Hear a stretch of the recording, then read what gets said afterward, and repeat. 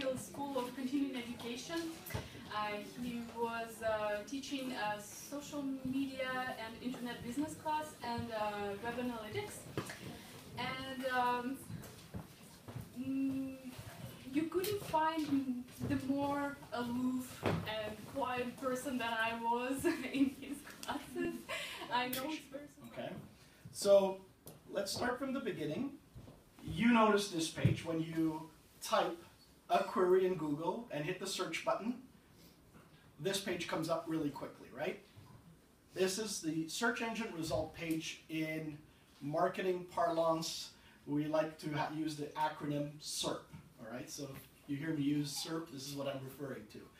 And it shouldn't come to anyone's surprise that 90% of the clicks are in the section that involves organic search, right? The stuff that you can't pay for to get in. Except that at the top and on the sort of right-hand side, there's also ads, what we call AdWords. And that receives about 10% of the clicks, right? Do you sort of recognize your own behavior in this? How many people here click on the ads more than they click on the actual search results, by a show of hands? That pretty much, So it's interesting, so if you really think about it in those terms, Google, which is one of the most profitable companies of all time, in fact, they, 2/3 of all digital media profits are done at one company, Google, right? And they leave the lion's share of that revenue on the table, right? Because Google doesn't make any money if you don't click on those ads. Those ads are shown for free. Google only gets paid when people click on those ads. And so it's not surprising that Google likes to put those ads near the top, right? Because as soon as that result page comes back, our eyes tend to gravitate towards the upper left corner. This is known as the golden triangle. So obviously, the golden triangle has a huge implication. First of all, in terms of just what happens when the result page comes back, the visibility is nearly only on the first few search results, okay? And this is changing rapidly. As devices get smaller, like the iPad and the mini iPad and now the phone, the visibility on the cell phone, for example, could be only 100% for the first rank. And therefore, you could imagine that what people click on is heavily influenced by that, right? So you could see in this chart that the first position search result and the organic result gets 42% of all the clicks. And then the second position gets 11.9%. And as you move down, it goes down dramatically. In fact, the last position, the 10th position result, gets 14 times less clicks than the first result. And Google is by far the largest traffic referral to any website. So you can imagine that digital marketers, want to be near the top of Google. That's the coveted position, right? The number 1, number 2, number 3 position. That's the sort of coveted position. In fact, after number 3, we sort of draw a battle line. Specifically, PR people want to pay attention to what's really appearing towards the top. And even if it's not their sort of website, they'd like the other results to be, nothing negative about them. And that's sort of like the topic that I'm going through is. Some of these SEO principles, I've been doing SEO for a long, long time. In the last couple of years, I've sort of shifted my focus towards the topic that I'm going to be covering today, which is the reverse SEO. So the things that you should understand about search engine optimization is that it's always changing. Some of these changes are changes that you could see. I'm sure that over the years you've noticed web searches were just 10 results, right? And then suddenly you started seeing images, right? It's called this universal search. And now from time to time, you're seeing videos, right? These YouTube videos, Vimeo videos, and MetaCafe videos. There's they're all over the place. So search is changing in visible ways, and search is also changing in invisible ways. The way search changes invisibly is in the algorithm, you know, and how Google classifies things. The next thing I want to talk about is competition. There's a generation of executives that when they look at SEO, they think that if, you know, we do proper SEO, we'll get the #1 spot or the #2 spot or whatever it is. It kind of goes over their head that it is a competition, it's a marketplace, and it isn't necessarily your direct competitor that's going after the same keywords that you're going after. A classic example is, you know, one of the companies I was helping was a private, hospital in Montreal. There's only really one, and I'm the only one. I have no competition. Yes, but for this keyword, it could be a pharmaceutical that's going after that keyword. It's not a direct competitor, but they still would like to rank as high as you. And so they're going to put a lot of resources in trying to rank as high as you are ranking, right? And that's the point, So you have to sort of wrap your mind around the fact that these keywords are sought after by several parties and not necessarily direct competitors. So it becomes very important to focus on the right keywords, do your research, and look at like the different domains that you could purchase, directly focus on that keyword. I say domain names because one of the largest of the 400 plus variables that Google uses to sort of rank in their algorithm is the domain name. It used to be a whole lot more prominent and important in the past. Today that has been reduced, but it's still one of the most important things. If you have one of the search domains that I have, for example, is removingcomplaints.com. And if you go on Google right now and you look up in multiple countries, removing complaints, removing consumer complaints, removing complaints from Google, I rank #1 in all of those, right? So that should tell you something. That's one of the biggest of the 400 variables, right? So that's important. It's also important to focus on what we call KPIs, key performance indicators. So KPIs are metrics, but there are some metrics that are more important than others.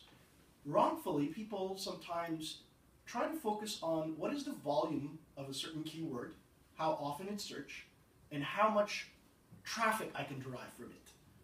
But ultimately, what you want to be looking at is whether or not that keyword sends traffic that has a propensity to convert. By conversion mean, someone's going to fill up the form, and it's going to turn into a lead, or buy something, right? That's very important. Not all keywords have the same level of conversion. There's another thing called the bounce rate, right? So people come to the website, and then for whatever reason, they leave. If under a certain keyword, there's a very high bounce rate, unusually high, higher than the average, that's an indication that you're putting resources and time in the wrong place. That's simple. And so one of the most important things under search engine optimization from the early days, and I'm going to sort of expand on this, is link building. Google believes that your site is important if there are many other websites that link to you with an anchor text, which is the hyperlink, that is the one that you're sort of targeting. So that is very important, and it's also very important that the life cycle of that keyword be very long. If it's something that's here today in a directory, and then all that stuff moves to the second or third page, Google recognizes that the life cycle of that link is not very long. So Google is very biased towards prominence. And on the topic of SEO, you could search on Google and you'll get a lot of material. You'll more or less get people's take on the 400 or so variables that it looks at. Pretty much what it could be summarized with is this chart here we call the SEO pyramid. So the important thing is to have quality content, do your keyword research as I spoke earlier, do your targeting, link building is very important, And also lately, the last few years, Google has been looking at what we call social signals. If the website or microsite that you have has a lot of links coming from, you know, the Twitters and the Facebooks and the LinkedIns of this world, it lends more credibility to that website. And Google knows this and has incorporated this into their algorithm. What you won't find in this pyramid, and I think that is very important to sort of convey today, what I've noticed in the last 18 months is that user signals are very important too. More than ever, Google is willing to test to see if new pages are worthy, and will do something that it never did before. It will actually start you off pretty high.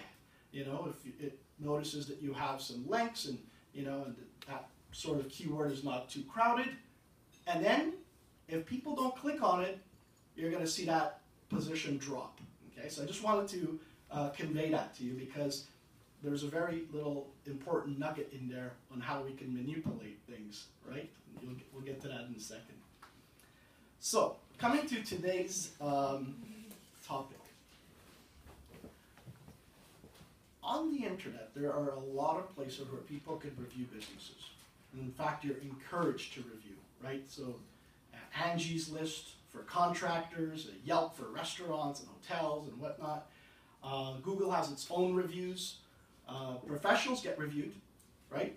Rate my MD, rate my lawyer, rate my professor, right? There's all kinds of, you know. Another thing is newspaper articles, right? Something negative could be written about you, something that it might be true, something that doesn't have a full conclusion. A classic example that I see in my industry is someone is, you know, has a court hearing. It turns out that, you know, everything is okay, everything is dismissed, but the original article about them going to court still appears, and Google picks it up. And when someone looks through the search results, you know, all they see is a headline. It makes you look bad, right? Or makes the company look bad. So that's another variation of the problem. There are complaint sites that people go to and write either legitimate complaints or they write things that aren't necessarily true. Armed with a sense of anonymity, right? Sort of like Walter White changing into Heisenberg, people's attitude change, right? They become sort of like a John Wayne character behind the computer and just write just about anything, the most cruel things, right? So there's a bias sometimes, you know, in, you know, sort of attacking someone and making them look worse, and search engines pick up on those things, right? There's also, you know, personal blogs or video testimonials. Sometimes they're true, and sometimes they're not so true, right? It's happened many times. I hear the story all the time. A competitor, a miffed or a disgruntled former employee, you know, takes on the web, takes on a pseudonym, and, you know, starts trashing a person or colleague or a company. It happens more often than you think. Now, how do companies react to that, and how do individuals such as yourselves react to that, right?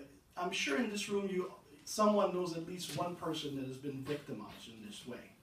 Oftentimes there is this sense that, oh my God, it's on the web somewhere, you know, just I'll ignore it, you know, because you don't know what else to do.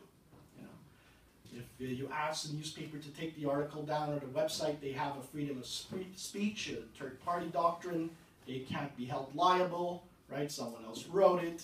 I mean, if you don't have this problem, this is hard to sort of connect to. But if you're someone who's had this problem, or know someone that has had this problem, you understand that this is very serious and very upsetting. So, there is a price to ignoring your reputation. As a company, first of all, the London School of Economics has done a study and saw that there was a 2% reduction of negative word of mouth boosted sales by 1%. So if the volume is quite high and the numbers are quite high, it might be interesting to do something about it. Dell who's had its own share of snafu on social media, did a study internally to see, well, how is this affecting us? And they found that while the average consumer is worth $210 to the bottom line, yeah, because margins are thin in the computer business, we all know this. They also found that the average detractor cost the company $57. Roughly, that means one detractor could turn off 4 potential buyers. That's what that means, roughly. An average promoter, someone who speaks highly about their experience with the product or the service, in the case of Dell, generated $32 to the bottom line. So there is, after a certain volume, it could be very interesting to look at it, right? So I just wanted to give you guys a little visual on the problems that I'm talking about here, in case for some people it's not clear. Here we have what I call UGC on SERP. So that's user-generated content on search result pages of Google. So here we are looking at an example of KC Movers, right? And when you type in the company name, and I want you guys to do the mental exercise here. Put yourself in the shoes of the user that typed this. If you already know about the company, chances are you wanted to use their service, right? Like you're ready to go, right? And you're typing them, you probably just want the phone number, and obviously the first result is going to be the company. But look at that, just underneath that, there's a Yelp review with only 1 star, an unflattering review, right? So you had the intention, from an information retrieval standpoint, to go and get the number and talk to the company, and now you potentially divert it. All right, so this is a big problem for that company. I've dealt with several customers in and around the service industry for a household, pavement company, let's say. 30% drop in business. So it's substantial when something like this happens to you, right? Because today, that's how people find out about information, Even a company that sort of advertises on television, right? You don't just go and type www.thecompanysname.com. You actually go and Google it and then press on the link. That's the most common behavior today, right? So there's this, even offline advertising can be wasted by something that appears online. That's the main point. So there's another just random example, with JP Morgan. The first result is the company website. The second one is, interestingly enough, what we call a subdomain. It's a careers subdomain, which Google recognizes as a separate website. And so that appears number 2, but right below that, there is an article from the New York Times that I think links Bernie Madoff to JP Morgan, and that's enough to make people sort of run away from JP Morgan if they see that, right? There is a variation on the problem that I want you guys to look at too. Sometimes it's not the search result page per se. Sometimes the user doesn't even get the chance to get to the search result page. As they're typing, something offensive shows up in the Google autocomplete. The pavement company I was referring to, that was the problem. They had been named one of the 60 some odd companies in the Commission Charbonneau. And when you typed the name of the company, even before you were able to finish the last 2 letters, the word mafia appeared. The company started the season, with the same fixed cost, all the employees, the material, and whatnot. And every summer they make 10 million, and suddenly they're down to 7. But they still have all these, employees to pay for and everything. They weren't expecting that, So, the owner typed, how to remove this, or they found me, and the situation was fixed. But this is just a kind of variation on the problem. So I would invite you to look at Google as just not a search engine, but a reputation engine. And one that can hurt brands. It can hurt company brands, but it could also hurt your brand. Just realize that this is Google's own statistic, 30% of searches are for names. Your name, right? People are searching for you. Customers are searching for you. Investors are searching for you. Employees are searching for you. Colleagues are searching for you, right? And people pissed at you for no reason. They're searching for you too. And it's sort of like adding oil to the fire, right? Oh, other people think that person, oh, I'm going to, that kind of effect, right? And I see people taking pictures of the slides. You don't have to worry. All this can be found on SlideShare. I posted it up for you, okay? Just type my name or reverse SEO. It'll be one of the first things in Google. So, what do we do to resolve this issue? Okay, I'm going to give you the good news and the bad news. So the bad news first, okay? It's more difficult than just search engine optimization, because what you're doing, essentially, to suppress the negative result, is you're creating a lot of positive content, and then you're doing SEO on each one of them. So, although it's called reverse SEO, you could think about this as being sort of parallel SEO, right? So the work involved, the volume is much larger, right? The typical project for me is like 500 to 650 hours total over several months. You can't do it too quick because Google knows that you're trying to game it, right? It has all these minefields, right? It knows it has filters. So that's one thing. The other thing is that Google's algorithm actually changes very often. Eric Schmidt, then CEO of Google, is currently the chairman, said in 2011 that Google made over 100 changes that year. So think about that. For those of you who are thinking about going to SEO or have done some SEO, very hard, right? On average, what's that? Like 2 changes a week, right? So they're minor tweaks, but they still, each time your search result is kicked back or something happens, you got to figure it out all over again. There's a whole bunch of things to test. And one of the things that has always been true is that Google has always been biased towards established content. I would invite you guys to think of Google like artificial intelligence, and there's these neural pathways. And once they're established, especially if they've been established for a long time, it becomes hard to cut through that pathway. That's the way you should think of Google. So, if someone wrote negative things about you, or there's negative press, or anything, content that's been lying around that you want to sort of suppress, just by definition, you're already starting off at a disadvantage. Established content is going to get a favorable ranking over the new stuff you put out. Okay, so that's some of the bad news. The good news. Here's the good news. What made Google Google over other search engines like Yahoo and Lycos and Excite and AltaVista? You guys remember those, right? Hardly anymore. Is that it was one of the first engines to really incorporate, make it a hard rule to say, one page from each website.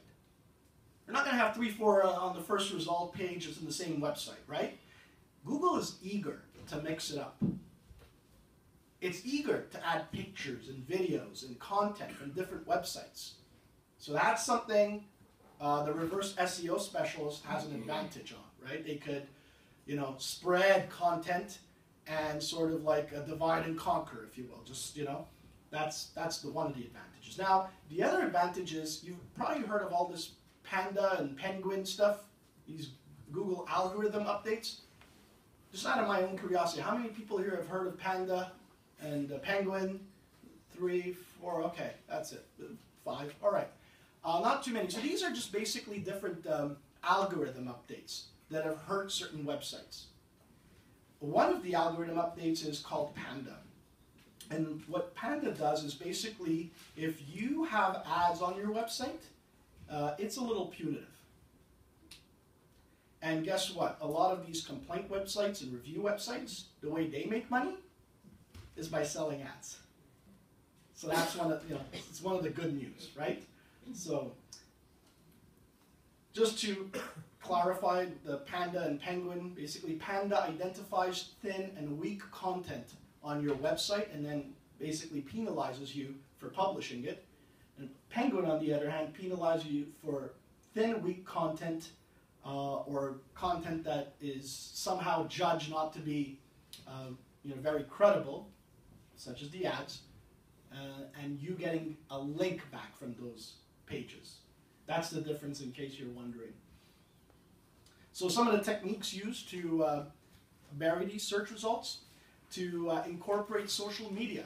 A lot of people like to stay private, right? So I don't want to be on social media. Well, negative information can surface about you when there's a void of information about you. You know? A lot of, my neighbor says, should I allow my kid to be on social media at such a young age? Yes, because now they have all these pages, they control, what the world sees about them. It's better to have your footprint, is what I say. You want to integrate these platforms with a customer service department, if you have one, if it's a company, is the situation, because the Q&A will create fresh content that Google will pick up. You also want to create all kinds of unique content, from blog posts to videos to something called microsites. You may or may have not heard of. Microsite is a small site with only a few pages with a specific domain name, really designed to sort of draw the attention of Google under certain specific keyword terms. You want to create blogs, obviously, multiple blogs, don't need just one. Wiki sites. You want to issue press releases. You want to do some guest blogging, invite bloggers to cover your company. And then you want to use SEO techniques to each one of these assets where all the positive content resides, and then push them up. In a nutshell, that's what I do, and that's what we do. And then you want to update these things often, because Google likes to see activity on a web page. Now, as far as changing Google Auto-Suggest, it's very simple. Google really updates these very frequently, something like once every month and a half or so. And they use a simple algorithm to figure out, how often things are being searched. If there are outliers, or suddenly there's a string of searches that happen under something, a variation on that search. And so the strategy here, quite frankly, is to just get people from all around the world, different IP addresses, to go and search this variation and direct them to a page within Google. And you might think, well, Herman, how do I do that?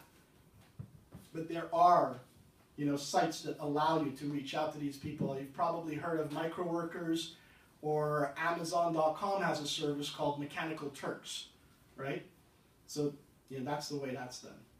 Just generate a lot of searches, create new content, and tell people. So when you search that, go to the second page and click on the 19th result. And now Google's starting to form new neural pathways, right? And that's the way you change that. It's not rocket science, it's just a lot of hard work, and execution is key with everything. So, I just want to wrap it up with some key takeaways here.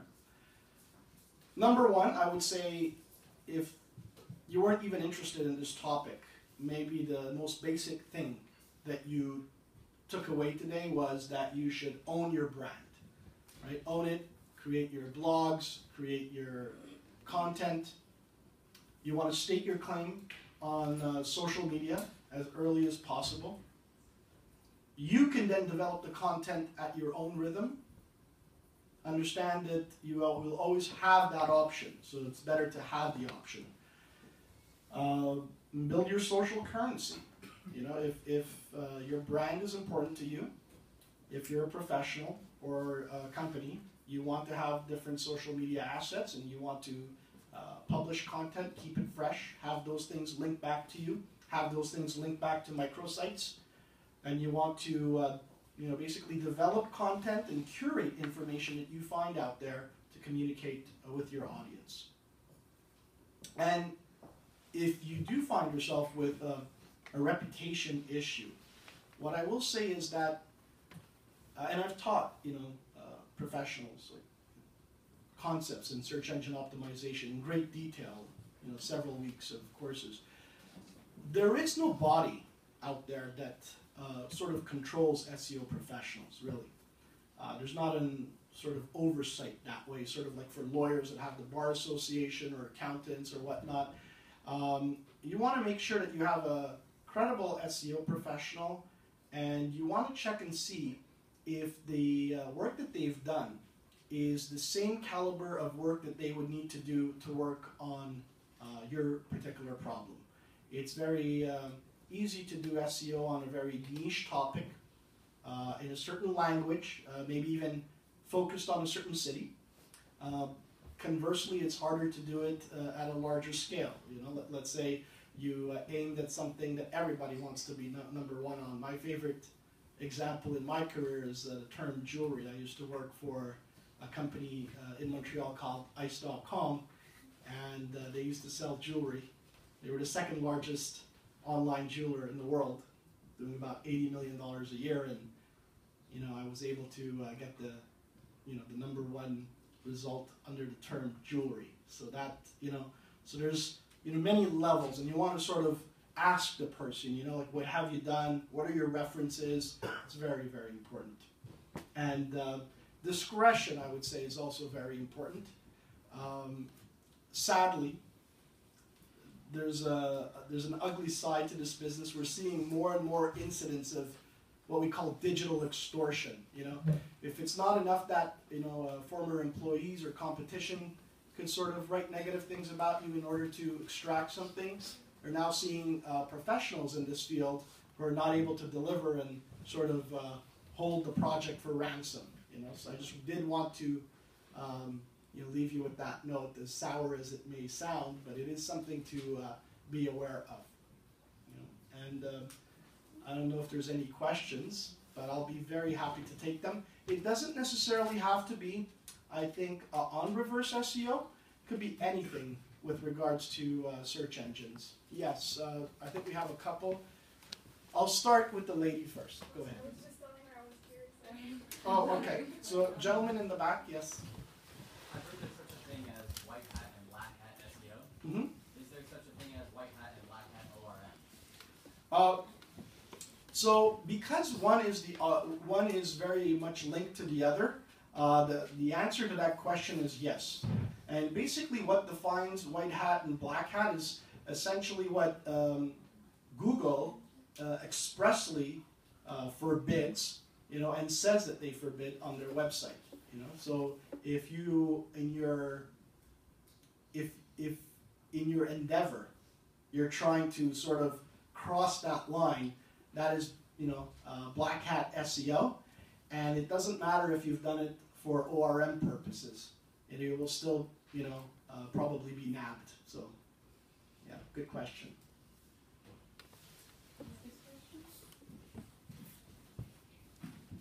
I have two. I don't know if either of them are really answerable though. Okay, yeah, no problem. So when you're doing all of this, is it even possible to take into account like the filter bubble aspect of it, or is it's just too big that it can't be considered?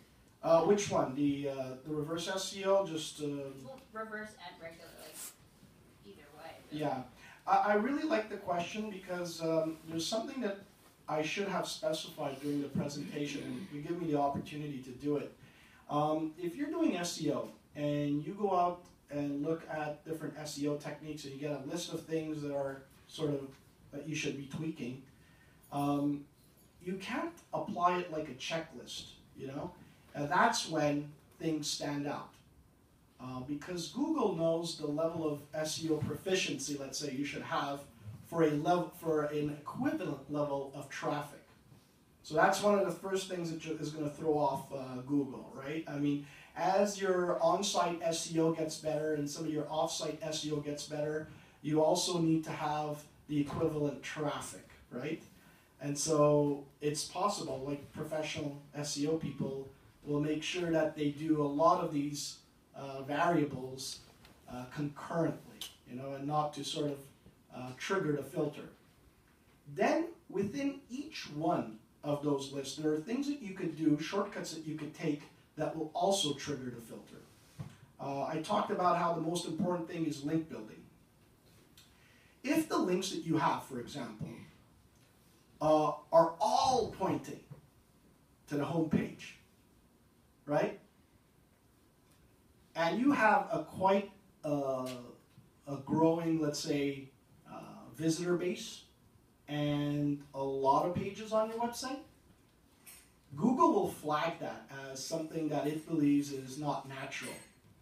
A site that's growing in popularity and has new content and has new pages should have links coming to other pages too. At least a few, right? So it will deem that. That's one of those examples of the filters that you will hit off.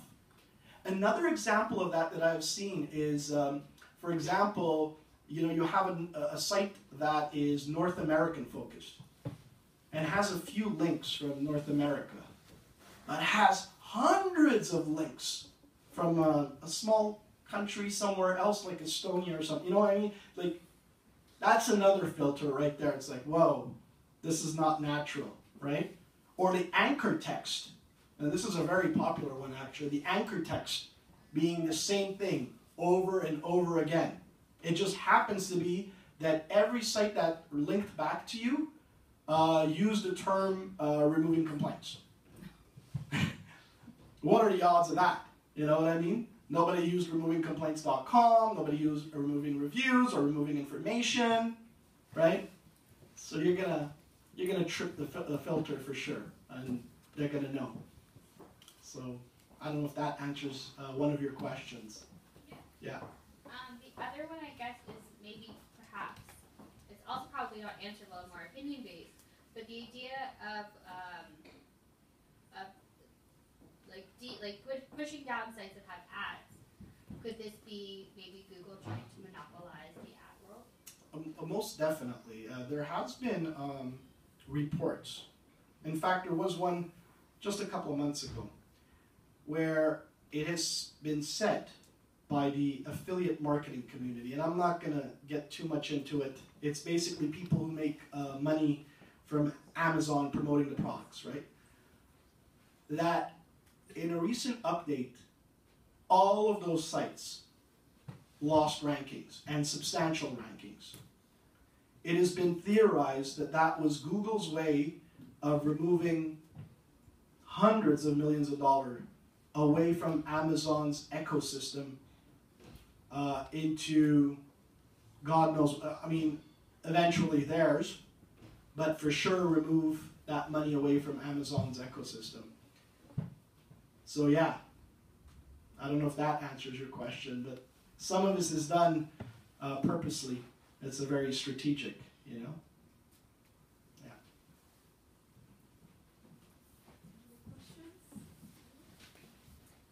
Thank you, everyone.